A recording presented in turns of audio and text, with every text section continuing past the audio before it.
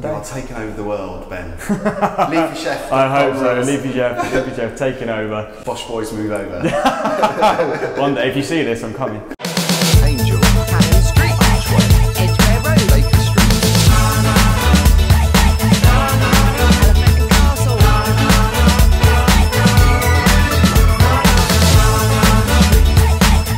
So at London Vegans, we always love to hear about new businesses, particularly businesses that are vegan friendly. I'm delighted to say that we have just discovered Leafychef, and the founder and director is Ben Laly. How are you? Hi, good, thanks, Phil.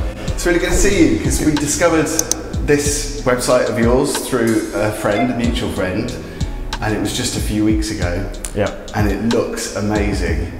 So I'd like to know, first of all, how it all started. What was the idea behind it? So I guess it started after, I've been vegan for about 3 years, and then my mum joined me on the journey about a year later, and then between us, the conversations we'd had with people was that they were kind of really open to the idea of being vegan and kind of the reasons behind it, and it all made sense to them. One of their concerns was, what do I eat? How do I keep it fresh and exciting? And where do I find all the stuff to create this fun stuff? They don't want to be eating avocado toast every single day. Yeah. So we thought, well, meal kits, it's already quite an established model. So, and they seem to make everyone's life really easy, but there's nothing for plant-based eaters. It's kind of an afterthought, as it were, for vegans. So why don't we introduce these fresh, amazing recipes that we really love at home, and make a meal kit out of it that people can go and take away, and we answer all these questions that they had. So you're making it so much easier for people. Yeah. Because particularly modern day living it's just stressful, because you're running around doing everything, and it's really good to have a box of healthy ingredients that you make pretty much from scratch, but you're actually making it easier and giving people the ideas. We kind of probably both have felt it firsthand that you get home from work, and then you have to go on Google and find a recipe you actually like, first of all, that's a bit different from the standard stuff you've been eating every day.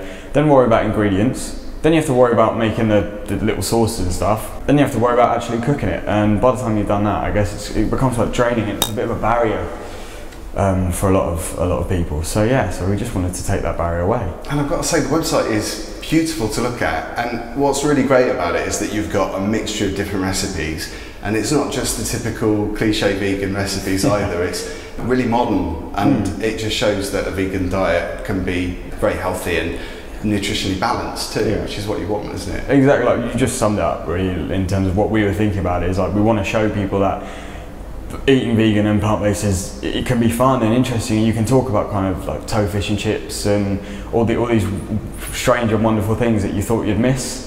And we want to show that you don't have to miss them, you just have to use different things. So you're veganising stuff? That was literally it. In fact, that was years, like when I first went vegan, I thought, wouldn't it be amazing if there was an app or something you could just tap things into and basically veganise them for you? Turns out that someone already stole that, and it was already done. So this was the next best thing, I guess, to actually help people veganise them for themselves. So that's part of the idea. So you've been vegan for 3 years. We were just talking about that because it's a similar time to myself and Polly. What was the reason for you going vegan? Was it an animal welfare thing? It was initially. I think like a lot of people, I always considered myself kind of an animal lover. Like I had dogs at home and stuff, and didn't really think much of it. You're kind of disconnected from what you eat. It was kind of a chance incident on Facebook. I was scrolling down. There was a video about the egg industry and how male chicks end up being thrown into basically an industrial blender or grinder, and I kind of stopped and looked at it, and from that point I couldn't really stop ignoring the reality of it. And it's hideous, isn't it? Basically snowballed on from there, and I just thought don't really want to eat it anymore. Yeah, it's horrible to see all that kind of footage, but I think it's really important. We were talking about this just before we started shooting, and a lot of people don't want to kind of associate with it. They don't want to know about it, but they know it goes on. Yeah, they don't want to see the grim reality of it. I think you have to see stuff. Yeah, and I think it's amazing that a lot of people are kind of being more open to doing that now, and there's a little bit less of a barrier.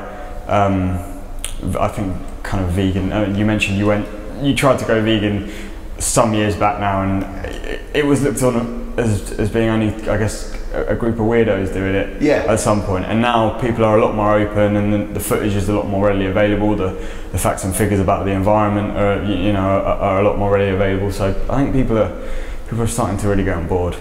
It's booming, isn't it, veganism? It's such big business now. Yeah. And it's great that you're doing what you're doing as well, because you're making it easier for people that aren't vegan, that want to consider it. Veganuary, what's your take on veganuary? Do you think it's a good idea? I think so. I think it's an amazing idea. Like, to me, anything that promotes veganism and trying to go vegan is a huge thing. It's just whether you can, it doesn't become a New Year's fad, as it were. So you're like, oh, I'm doing veganuary for January. Like it's the rest of the year, I'm gonna bang pork pies or yeah, like, yeah. As long as you kind of keep it, there's a continuation and people actually learn from it, rather than it be just basically a social media fad for Instagram. Well, myself and Polly, we've got differences of opinions, because I think it's great if you're vegan for whatever reason. Although, you know, my number one priority is animal welfare. But I think it's great if people are vegan just for their health, because at least they're not contributing towards that by buying into it. I was going to ask you about people that you know that aren't vegan, and whether you've actually tried to persuade them through your cooking, because your cooking looks amazing on the photographs. Have you tried to maybe veganize anything particular to try and persuade them that, you know, they're missing out on vegan food? So I definitely have tried. I think probably the most common one would be cooking breakfast.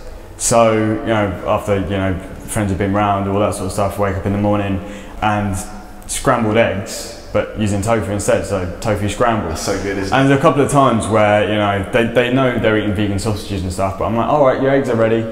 They're like, oh yeah, these are so good. And you're like, yeah, well, it's not eggs, you know. And from then on, they're like, what?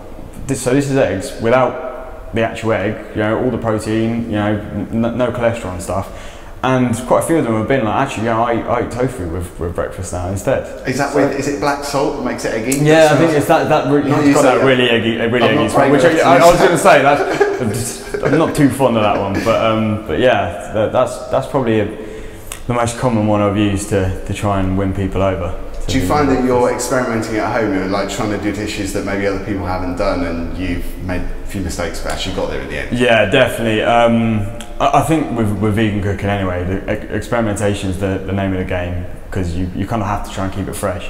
But the one that I really wanted to nail was kind of, I had this, so I can't remember which recipe it was, but it was a recipe for ribs. So again, like, no, I don't think any right-minded vegan would even think about it, but just, you know, a really barbecuey flavoured dish that, you know, you could have in the summer and, you know, feel like part of the barbecue gang. So yeah, tried to do one for that, and God, I went through so much seitan trying to make it right. It's just good though, isn't it? It's good, but when you get it wrong, it's really, really bad. I'm surprised my jaw isn't like this big from chewing through all of it.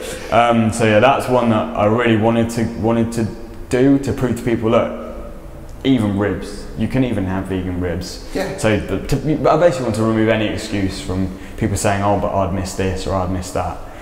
So that's probably the proudest one. So leafychef.com is your website. Yep. Tell us how it works exactly, because you select different recipe boxes, don't you, to create however you know want a meal to be. Yeah, so you land on the site, and then you've got an option to pick your recipes for 2 people or for 4 people. So, you know, if it's you and someone else, or if you've got a family of 4 at home. And then once you've made that choice, you can then order the number of actual recipes. So the minimum would be 2 to 4. So you'd have 2, 3 or 4 recipes a week for 2 or 4 people.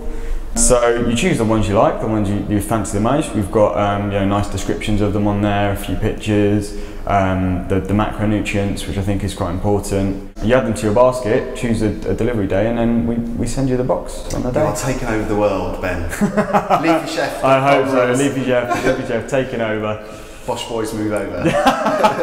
One day, if you see this, I'm coming. It's really good to see you. Wish you all the best with Leafychef. Thank you. It's such a great name as well. I mean, so memorable. I appreciate it. And we'll catch up with you maybe in a year or 2's time, and when you're dominating. Oh, absolutely. I hope so. I hope so. I hope it helps people out there. So, thank you very much. Thanks very much.